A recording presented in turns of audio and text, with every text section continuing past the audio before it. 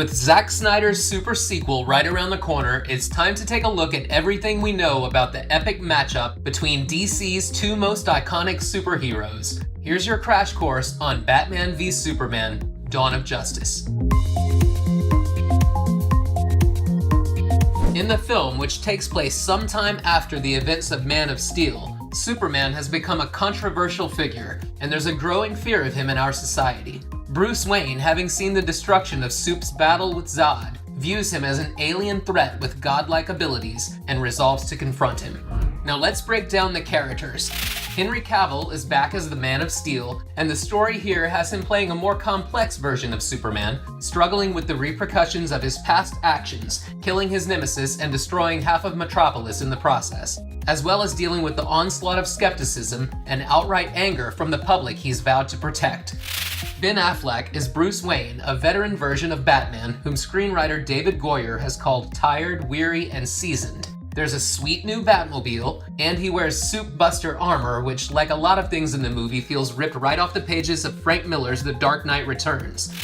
Gal Gadot stars as Wonder Woman, Diana, a demigod and the daughter of Zeus. And despite her youthful appearance, she's actually hundreds of years old by the time we meet her on screen. Jesse Eisenberg is Lex Luthor. We're not exactly sure what his villainous motivation is in the movie, but it's obvious from the trailers that Luthor will be a wealthy sociopath who's orchestrating some sort of chaos for his own personal gain. Amy Adams is once again playing Lois Lane. She's still Superman's girlfriend, and the movie seems to spend a lot more time developing the relationship between Lane and the last son of Krypton.